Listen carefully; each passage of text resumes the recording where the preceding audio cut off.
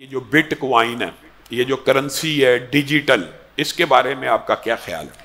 یہ جو paper currency تھی، پیپر کرنسی جب آئی، علماء نے اس کے بارے میں کیا فتوے دیے کہ جب تک یہ مضمون نہیں ہوتی، جب تک یہ گارنٹیڈ نہیں ہوتی، ضمانت شدہ نہیں ہوتی، یہ کرنسی اصل زر نہیں ہے۔ ایک کاغذ کا ٹکڑا ہے، اس کے اوپر 100 لکھ دیا، 50 لکھ دیا، یہ اصل زر ہے۔ یہ کاغذ آپ ردی والے کو بیچیں گے تو 50 کا کاغذ 50 کا بکے گا، یہ اصل زر نہیں ہوتا۔ جو سکہ ہوتا ہے وہ اصل زر ہوتا ہے۔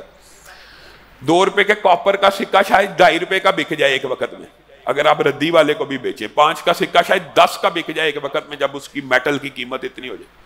تو یہ جو کرنسی پیپر تھی، یہ جب تک مضمون نہیں تھی، مضمون کا مطلب ہوتا ہے کہ گورنمنٹ یہ ضمانت دے کہ کسی بھی حالات میں یہ 5000 کا نوٹ بندہ لے کے آئے گا اسٹیٹ بینک میں، تو اس کو 5000 کے بدلے میں کوئی ایسی چیز دی جائے گی جس کی مارکیٹ ویلیو 5000 ہوگی، مثلا لوہا، میں سونے چاندی کی، مثلا چاندی، سونا، کاپر۔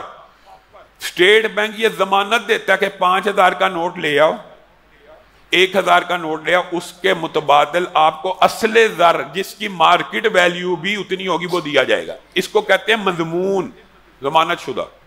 تو جب تک بٹ کوائن، ڈیجیٹل کرنسیز، ان کے پیچھے گورنمنٹ ہے یا مستند ادارے جو ان کے ضمانت لیں کہ ایک بٹ کوائن $1,00,000 کا ہو گیا، مضمون ہے؟